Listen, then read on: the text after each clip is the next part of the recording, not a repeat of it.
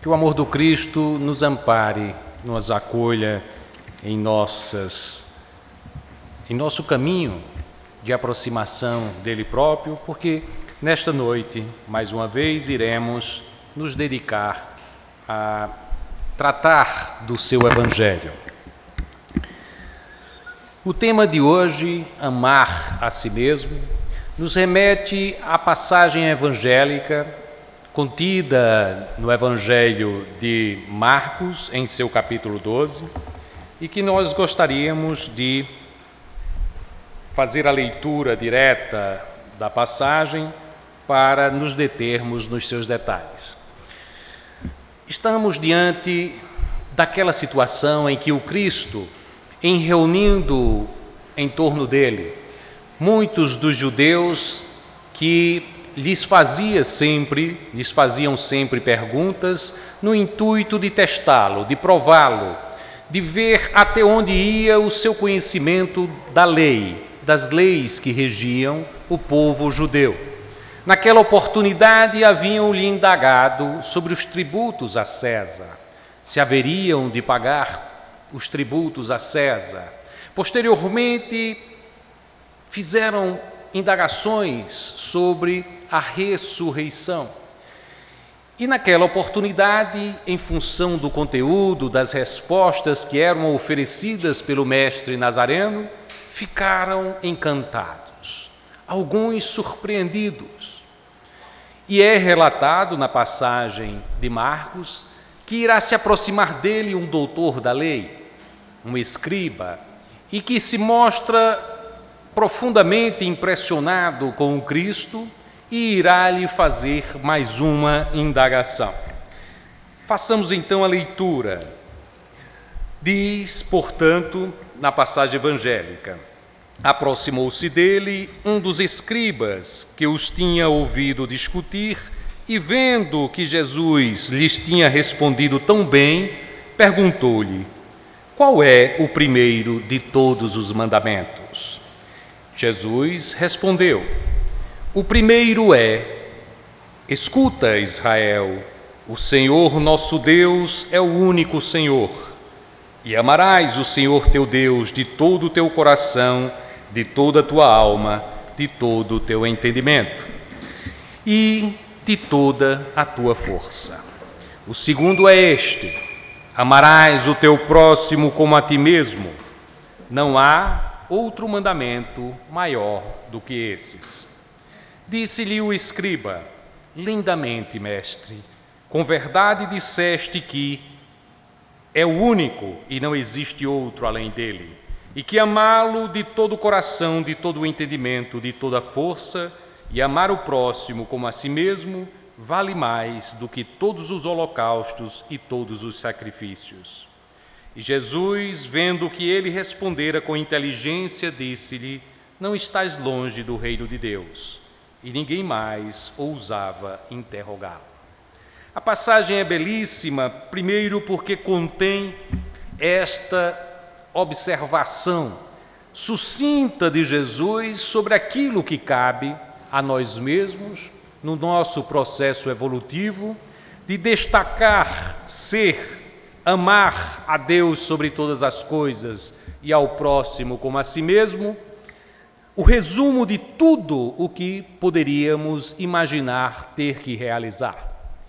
Porque, efetivamente, de todos os mandamentos e entre os judeus, todos os mandamentos compreendiam cerca de 600, mais precisamente 613 mandamentos, e diz Jesus que todos eles, os demais, poderiam estar apensados abaixo ou dependurados nestes dois.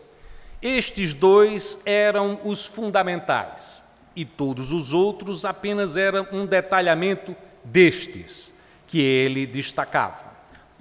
Do Deuteronômio, aquele que nos solicita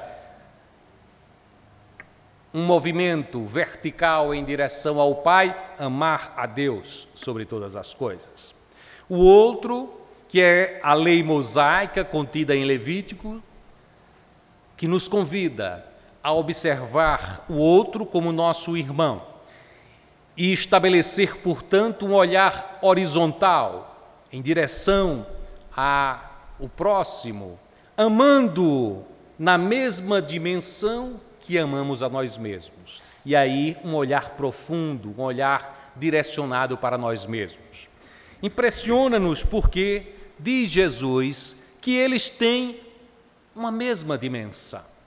Essa percepção, lógico, em que pese a primazia de amar a Deus sobre todas as coisas, cabia na consideração do Cristo a ideia, que era muito clara para ele, do nosso nível espiritual, porque temos dificuldades de amar a Deus. E quando dizemos isso, nós dizemos, mas é lógico que não, eu amo a Deus. Mas o Cristo via mais profundamente no nosso coração. Temos dificuldades de amar aquilo que não vemos, que não tocamos, que não abraçamos, que não temos a convivência cotidiana tal como ocorre quando olhamos de lado e vemos um filho, como quando vemos a esposa, o esposo, o pai, o irmão.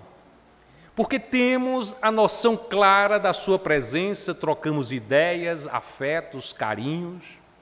E mesmo quando temos saudade, temos uma saudade refletindo sobre um rosto, uma percepção que nos faz saudosos daquele sorriso, daquela alegria.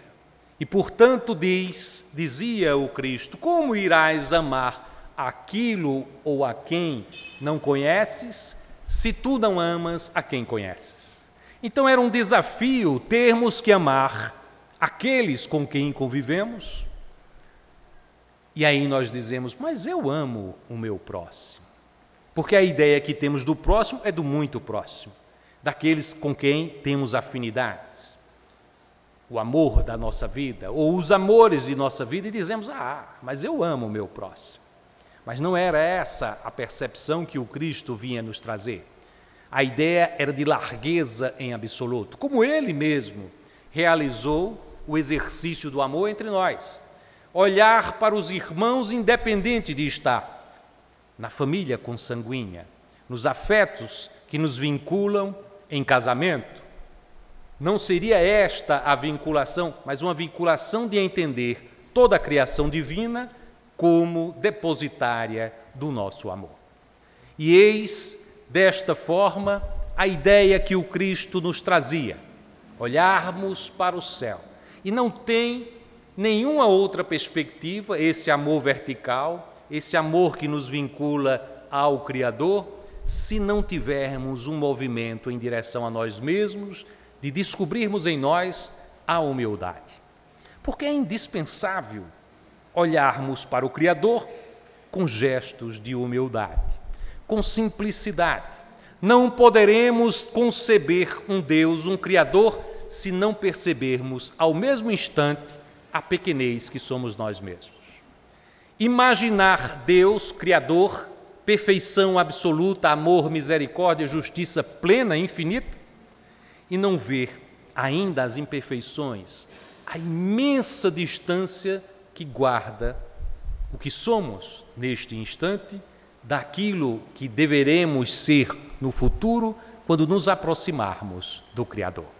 E esta é uma perspectiva fundamental, vivenciarmos esta humildade em nós, esta percepção da grandiosidade de Deus frente ainda à pequenez do que somos, que nesses instantes, certamente, quando nos vinculamos ao Pai, na busca deste amor a ser construído, dobramos os joelhos. É indispensável ter esta dimensão da grandiosidade do divino para nos sentirmos atraídos em direção a Ele. Mas o movimento que o Cristo nos convocou é perceber Deus nas suas manifestações, porque não temos a ideia de Deus. Temos dificuldades de identificar o que é Deus.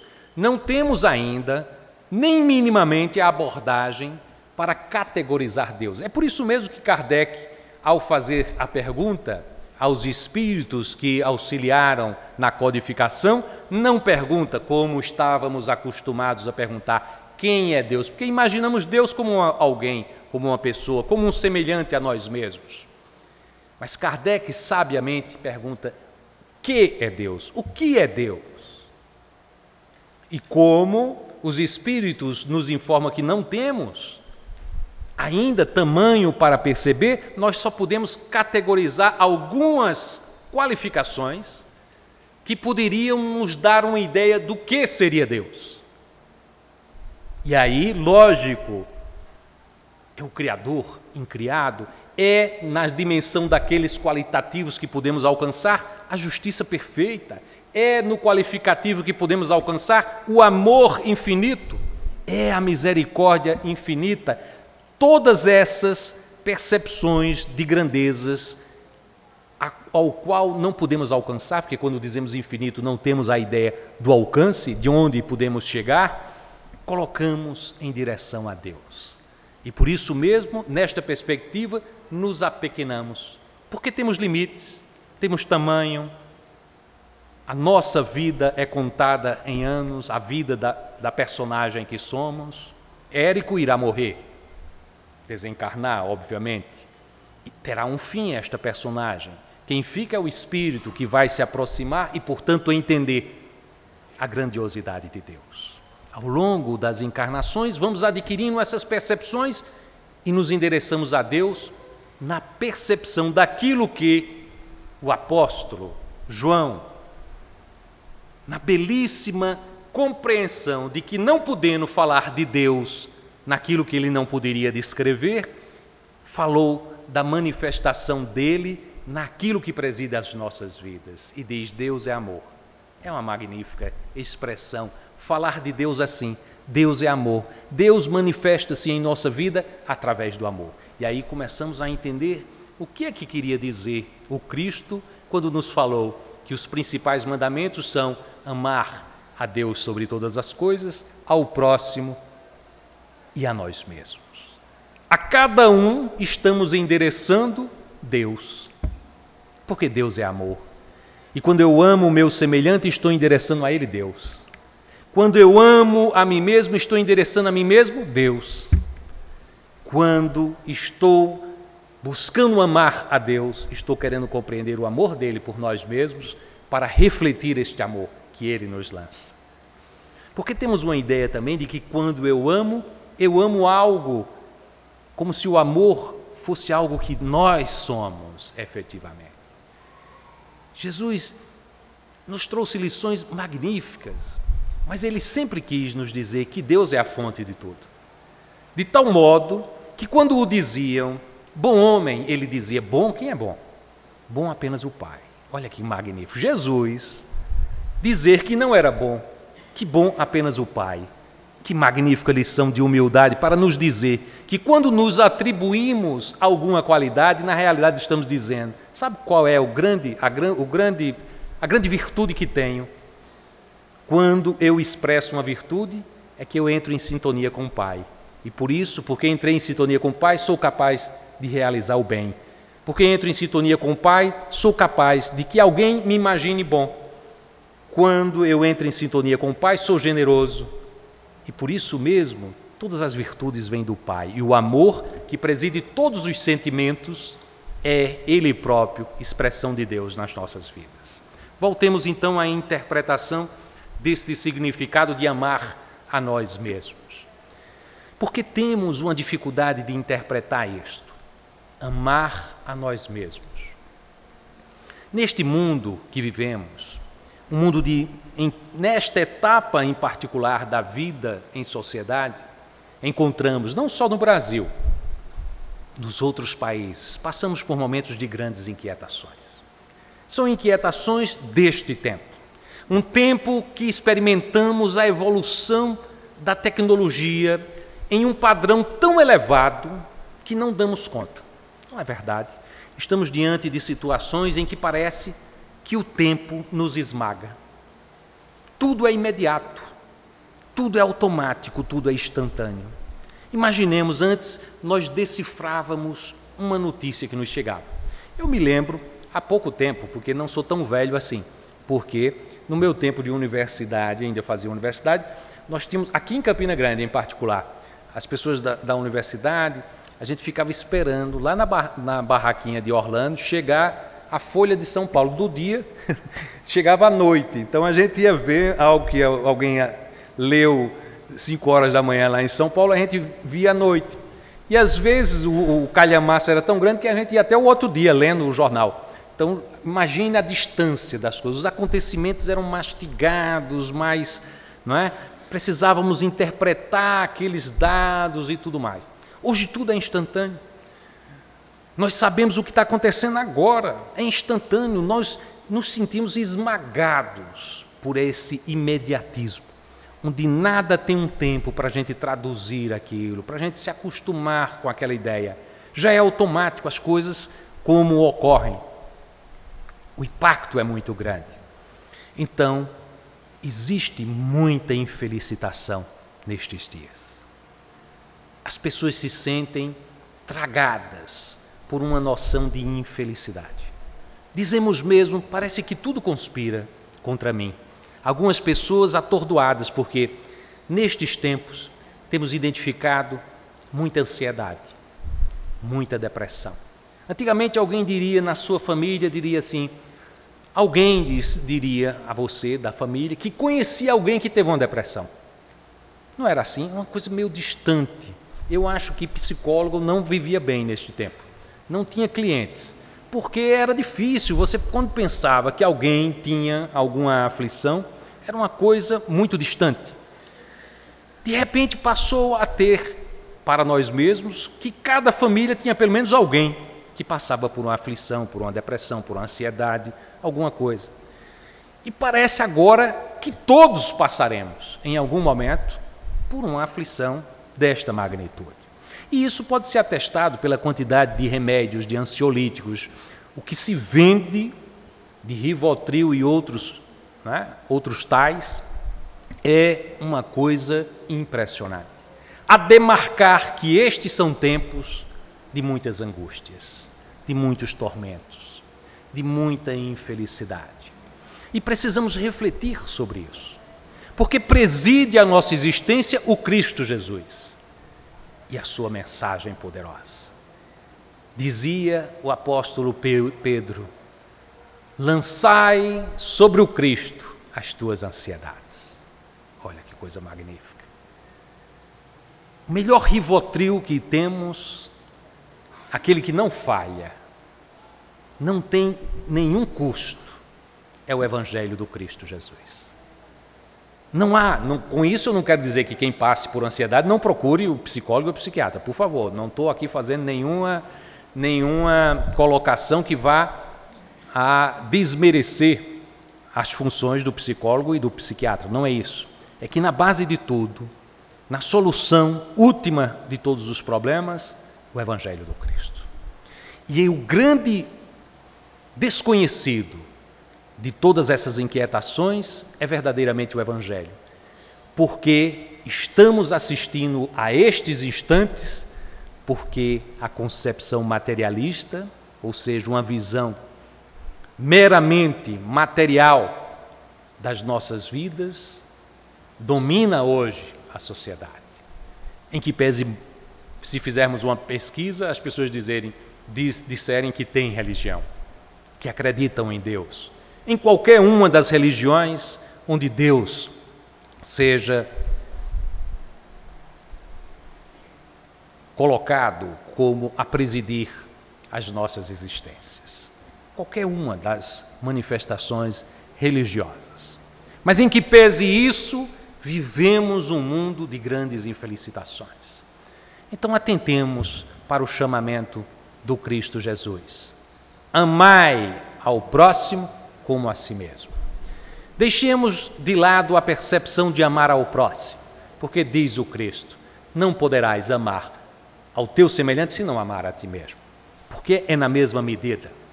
Porque é lógico, percebamos ainda a ideia do apóstolo, dizer eu te amo é dizer estou direcionando a você o melhor de mim, o Deus que habita em mim estou a direcionar a você. É assim. Em que pese ao longo dos tempos dizemos eu te amo tão fortuitamente, como se fosse uma palavra menor, dizemos eu te amo e nem ama. E às vezes a gente nem gosta do outro, e vamos com a nossa falsidade dizer, eu amo você. Imagine o que é depreciar essa palavra que é associada a Deus.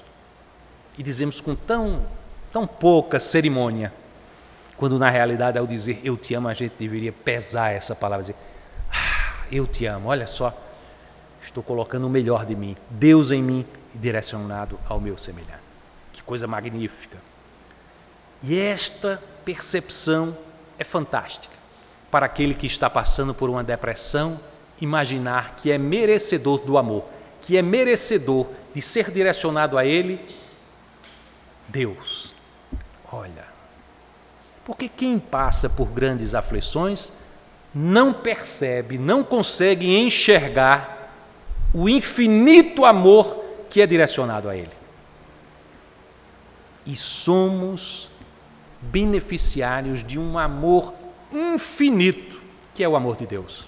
Porque Deus não tem privilegiados em seu amor. Ama a todos por igual. Santana, você achava que era você a quem Deus amava mais. Mas Ele me ama tanto quanto ama você. E a você, e a você, e a você, e a todos nós. Igualmente, numa precisão em absoluto.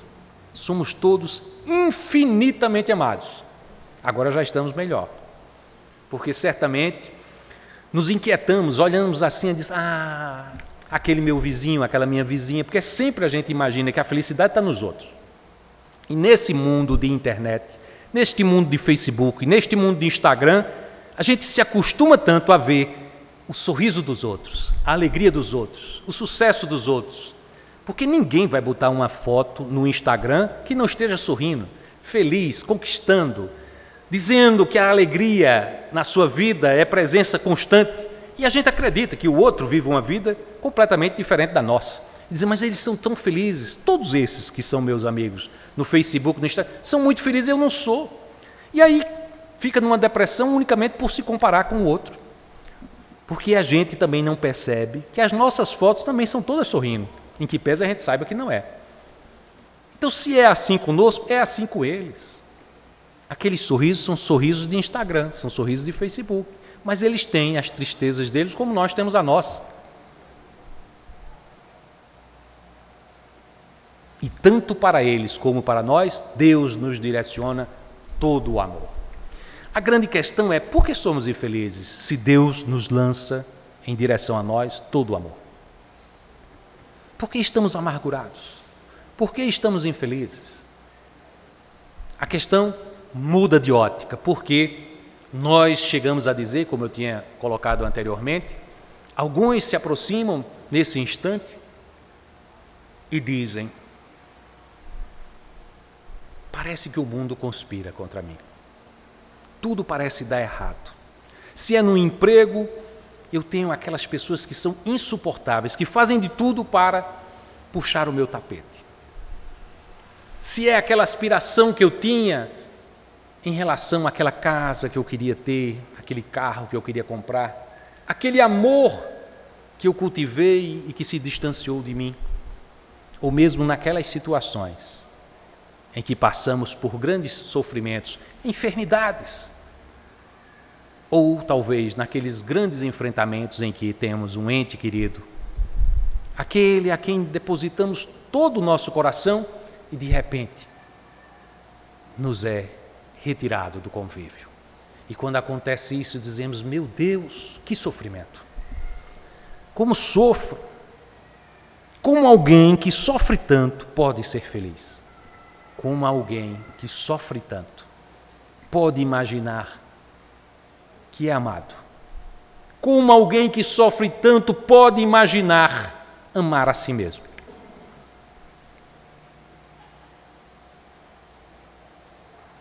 E nos colocamos numa situação que, segundo Joana de Ângeles, aquelas pessoas que passam por uma tristeza muito grande, uma depressão, é como se, na figuração que ela nos traz, a pessoa tivesse uma nuvem negra em torno dela, uma tempestade, e ela não consegue enxergar nada além daquela tempestade e daquela nuvem negra. Imaginemos o que é uma pessoa envolta numa tempestade, os raios, o escuro, a chuva, o frio, e nada mais perceber da realidade. Não conseguir enxergar além. Assim é uma pessoa que está passando por uma depressão. Então é preciso ultrapassar esse estado para ver que mais adiante há o sol, mais adiante o vento, a brisa, o verde é sempre convite de Deus, porque ninguém haverá de passar na trajetória ascensional sem a experiência da dor, sem a experiência do sofrimento. E não é porque Deus é aquele algoz, aquela força justiceira querendo nos castigar. Não é nada disso. Deus é sempre presença do amor em nossa vida. A maior parte de todos os sofrimentos que temos nessa existência vem dos erros que cometemos nessa existência. E dizemos, eu só posso ter sido muito ruim noutra existência. Ficamos a imaginar que fizemos muito mal noutra existência para termos esses sofrimentos. E aí começamos a cultivar um sentimento de culpa que só vai piorar o nosso estado de tristeza. E não é assim. No mais das vezes, 90% de tudo que passamos são escolhas erradas nesta existência. Alguma coisa trazemos de outras existências, mas a maior parte são desta existência. E temos que começar a observar o que na nossa vida não está resultando em boas escolhas. O que não estamos conseguindo enxergar para além daquilo que consideramos como sofrimento. As experiências, todas elas, são experiências de aprendizados, inclusive as de dor.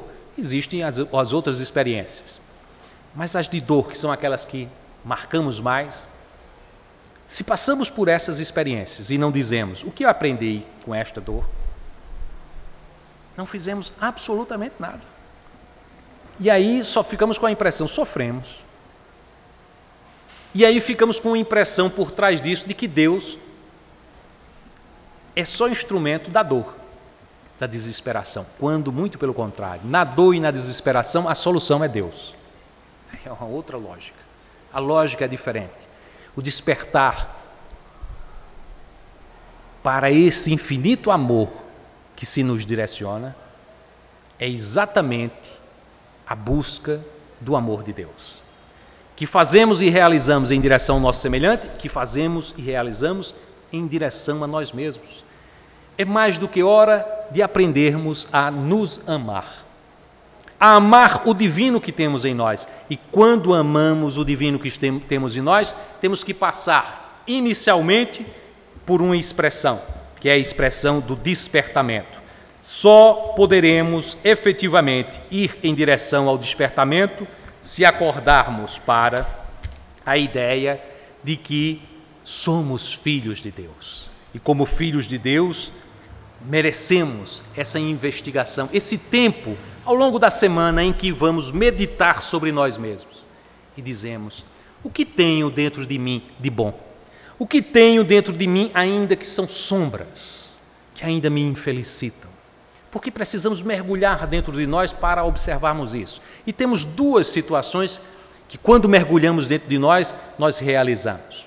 É que quando vemos que temos uma dificuldade, quando vemos que temos uma sombra que carregamos, a vaidade, o orgulho, ainda a incapacidade de perdoar os outros. Quando temos essas coisas, aí colocamos para debaixo do tapete, não queremos enfrentar esta realidade, porque dói saber que somos frágeis, dói saber que ainda carregamos estas sombras em nós, porque não é assim que queremos nos apresentar. A gente diz assim, hoje eu vou na UF, e eu gosto tanto de Santana, quando eu chegar lá, eu não queria mostrar a ela que eu sou vaidoso.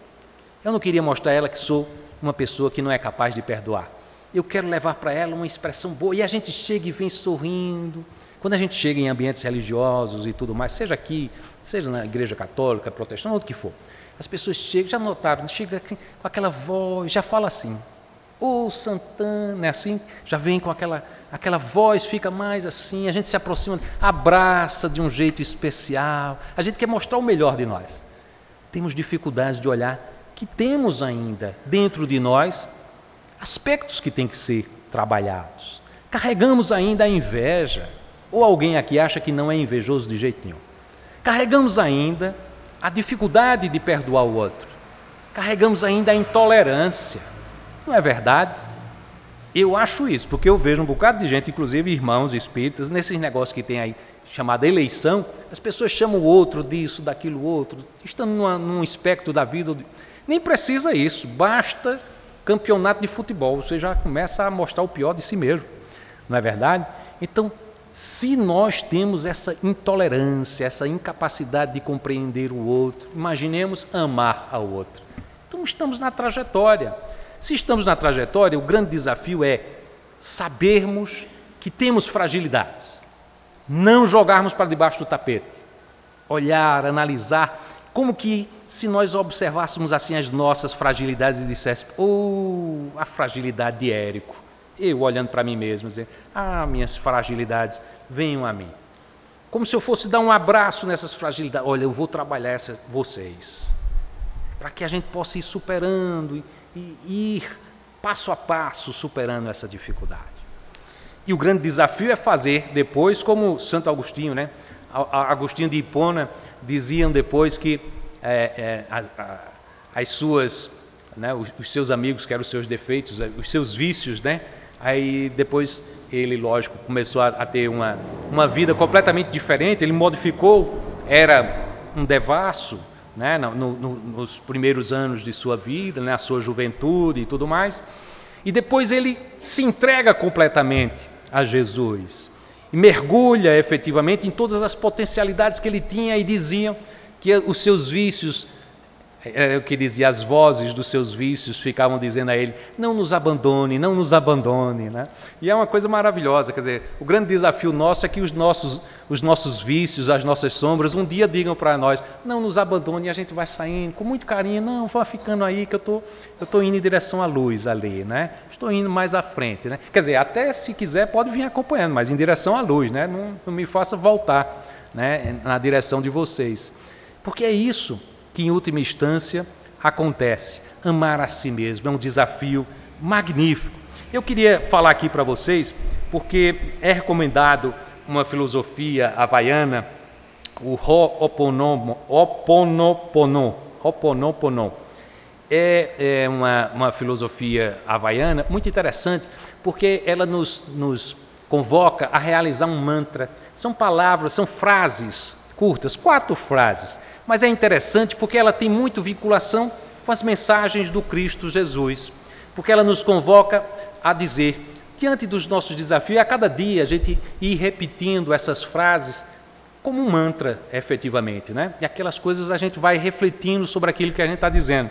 E as 4 frases são exatamente essas: sinto muito, me perdoa, sou grato, eu te amo. Olha, são 4 coisas. Primeiro, sinto muito.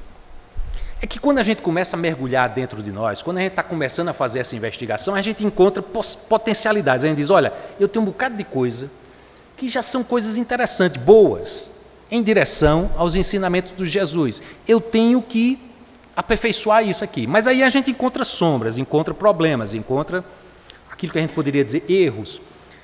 Em alguns credos diriam pecados. Os pecados, em última instância, são erros, na realidade. Então, os erros que nós temos, a gente começar a trabalhar estes erros. Trabalhar o erro é dizer, sinto muito. É um movimento, sinto muito. Sinto muito ainda ter estes pensamentos. Sinto muito ainda ter estas memórias negativas, porque estas memórias negativas, esses pensamentos, me vinculam a atos, me vinculam ainda a estas reencarnações, ainda na Terra, que eu preciso realizar para me ajustar à vontade divina. São estes pensamentos. Então eu sinto muito, Senhor, eu sinto muito ainda ter estes pensamentos e estas memórias que me vinculam ao egoísmo, que me vinculam ainda à violência, à cólera, ao rancor, à mágoa, ao ciúme. Começarmos a pensar isso. Eu sinto muito. Eu sinto muito em direção aos nossos semelhantes. eu sinto muito em direção a mim mesmo. Sinto muito. E depois, imediatamente, fazer a ponte com algo que é afirmativo, que nos faz adiantar diante dessa constatação. Porque se ficarmos nesse sinto muito como um movimento de culpa, a gente não sai nunca dessa situação. A gente fica cultivando, como eu sou ruim, como eu sou vaidoso. Isso não é solução para os nossos problemas. Então há um movimento que o Cristo mesmo nos convoca a realizar. Me perdoe. Olha que coisa magnífica. E também é um tipo de conversa que temos com os nossos amigos espirituais que se vinculam a nós pelos nossos pensamentos, ainda vinculados ao rancor, à mágoa, ao ciúme. Então eles estão vinculados a nós mesmos e nós dizemos, sinto muito, meus queridos irmãos, que ainda tem algum tipo de sentimento que se vincula a mim pelo ódio, pelo rancor, pela mágoa, ou mesmo pela culpa, porque muitos amigos espirituais se aproximam de nós na construção de nossa tristeza porque se sentem devedores de nós mesmos. Não são só aqueles que têm raiva, alguns estão tão envolvidos numa culpa em direção a nós, se sentindo tão devedores e trazem aquela amargura próxima de nós mesmos. Por isso que o perdão no sentido do Cristo, como ele nos diz, é um desligamento de qualquer coisa que nos vincule negativamente ao outro. É desvincular, dizer claramente ao nosso semelhante, encarnado ou desencarnado, eu te perdoo. E quando se diz eu te perdoo, se desvincula de qualquer ajuste posterior. Eu te desvinculo, irmão, de qualquer coisa que na sua cabeça seja um sentimento de culpa em direção a mim. Eu te perdoo.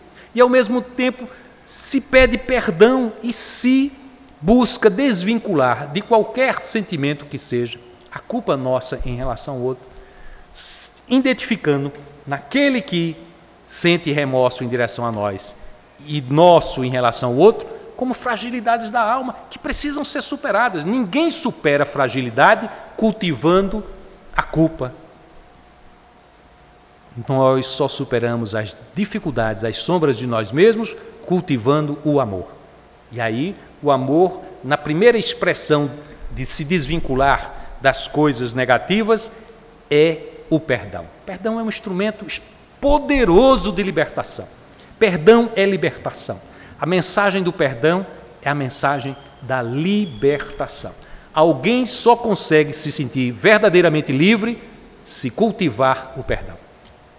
O perdão é um instrumento magnífico de libertação das nossas dores. Cultivemos o perdão. E aí, nesta expressão, começamos a identificar Deus em todas as coisas. Imaginemos, levamos as nossas vidas no cotidiano, naquilo que nos vincula a todas as coisas imediatas, e nos desapercebemos da riqueza do amor de Deus que nos circunda. Percebamos, temos uma série de potencialidades em nós mesmos para realizar o bem. E dizemos, essa vida não tem sentido. Como não tem sentido? Começamos a perceber que temos uma mão, que temos um braço, que temos uma perna, que temos olhos, que temos a capacidade de falar. E se colocarmos essas coisas na direção de realizar o bem, somos um instrumento poderoso do bem. E mais ainda, começamos a perceber pessoas que nos circundam e olhamos assim e dizemos, que maravilha, esse irmão, essa irmã, essa esposa, esse esposo, esse filho, esse pai, alguém próximo de nós é mensagem de Deus em nossa direção. Mas nós não percebemos. Não percebemos o ar, a lua, quantas pessoas passam pela vida e não se emocionam ao olhar uma noite de luar, uma noite estrelada, uma brisa ligeira e sentir aquele abraço da brisa, o sol no poente, o sol que nasce, e dizemos, todo dia está aí, para que é que eu vou olhar? É uma falta de percepção do belo, do infinitamente rico que nos circunda. E quando começamos a enxergar estas coisas, a vida ganha um novo colorido, porque tudo nos fala de Deus em nossas vidas. Francisco de Assis, o pobrezinho de Assis, tinha uma visão esplêndida da vida. Em tendo se desapegado de tudo, a tudo via como irmão. O vento, o sol, a lua, as estrelas, o fogo, o ar. Chegava mesmo a dizer daquilo que constitui o maior dos medos, a grande fonte da dor. E ele chamava minha irmã, a irmã morte. Olha que coisa magnífica. E ansiava por ela na transição daquilo que era a aproximação do seu Cristo. E dizia, quando ela vier, irei encontrar ao grande amigo, ao grande mestre. Irmã morte. E falava com ela com uma doçura, com uma sem cerimônia. Essa integração com as coisas que nos circundam, com a criação divina, nos torna leves. Nos sentimos, portanto, abraçados por Deus. Precisamos, neste sentido de gratidão, em que tudo que nos circunda, nós olhamos, num momento do nosso dia, dizermos, sou grato, Senhor. Eu agradeço, Senhor, todas as potencialidades que carrego comigo para realizar o bem. Quando eu estava por preparar o meu memorial para professor titular aqui na universidade, lógico, tem aquela parte dos agradecimentos, eu digo, agradecer, certamente, em primeiro lugar, agradecer a Deus. O que dizer a Deus? Porque ficamos incomodados, o que eu tenho a dizer a Deus em agradecimento? Porque eu teria que encher todas as páginas do memorial e nem assim teria condições de agradecer a Deus. Eu digo, eu tenho que fazer algo resumido assim, eu digo, meu Deus, agradeço, Senhor, por todos os dons que me permitam me doar aos meus semelhantes. Te agradeço, Senhor, por todos os aprendizados que me permitam partilhar os teus ensinos com os meus semelhantes. Te agradeço por todos os bens que me permitam fazer o bem. Te agradeço, enfim, por toda a harmonia do grande projeto divino que nos abastece de força, de luz, de esperança. Então, esta perspectiva nos inaugura uma ideia plena de Deus em nossas vidas. Porque, em última instância, somos instrumentos do amor. E só quando percebemos isso e podemos perceber tudo o que podemos realizar em direção aos nossos semelhantes, podemos mergulhar em nós mesmos, nos amando profundamente. Porque se eu não me amar, se eu não estiver em equilíbrio, se eu não conseguir enxergar Deus em mim, como é que eu posso transmitir ao meu semelhante algo que eu não tenho em mim?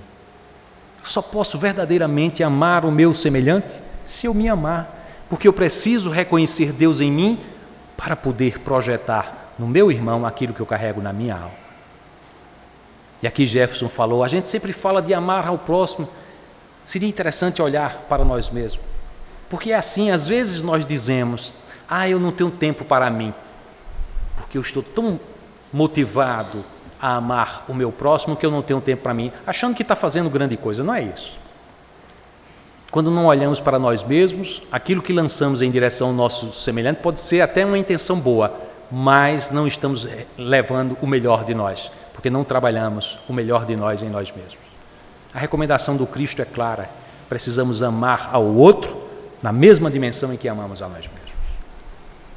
E isso não significa egoísmo. Temos uma visão negativa deste amor próprio, como se fosse ceder ao egoísmo. Não é isso. O egoísmo é uma coisa, o amor próprio é outra coisa. Porque amor é Deus. Amor em direção a nós é trazer Deus em direção a nós. Então não tem nada a ver com vaidade, com egoísmo. Egoísmo é outra ideia.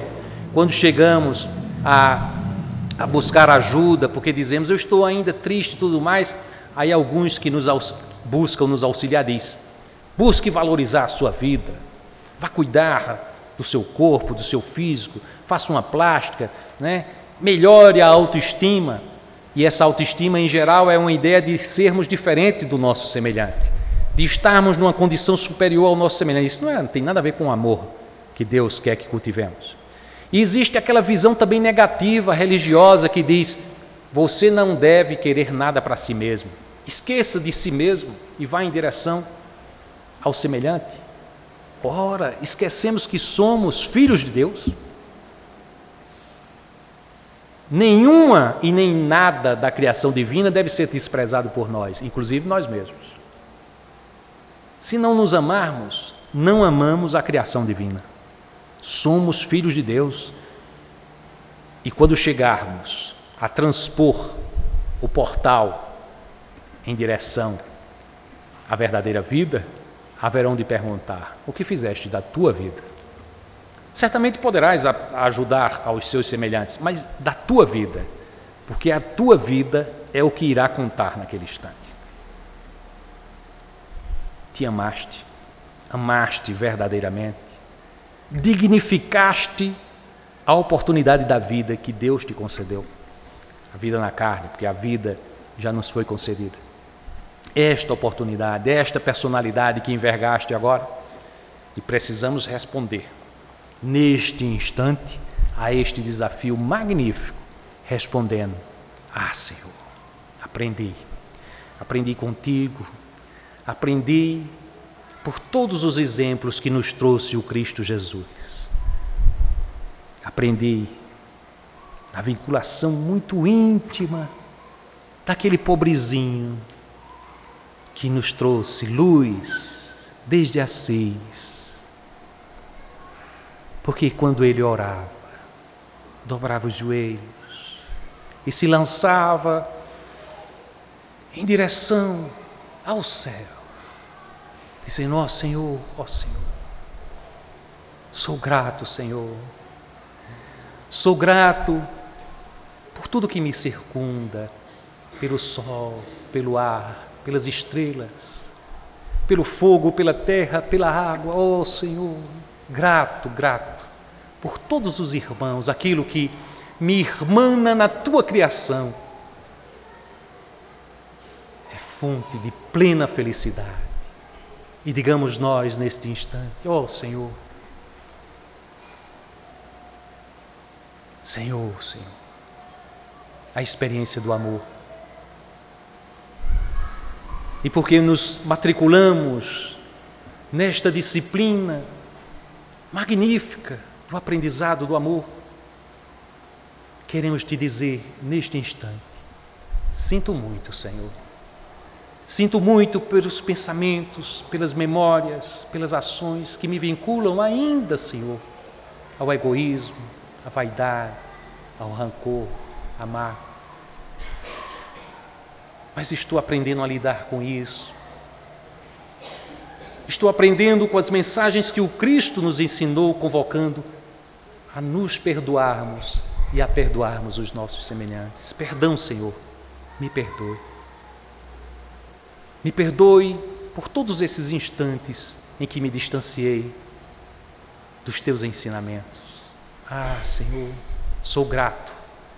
Sou grato, Senhor, por todas as possibilidades que identifico em mim para realizar o bem, para me doar aos meus semelhantes, para me integrar na criação divina.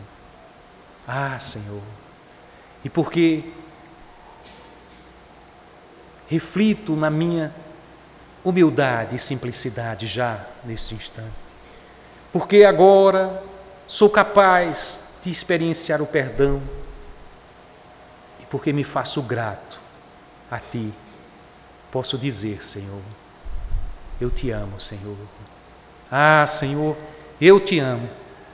Ah, Senhor, eu me amo, Senhor. Assim seja.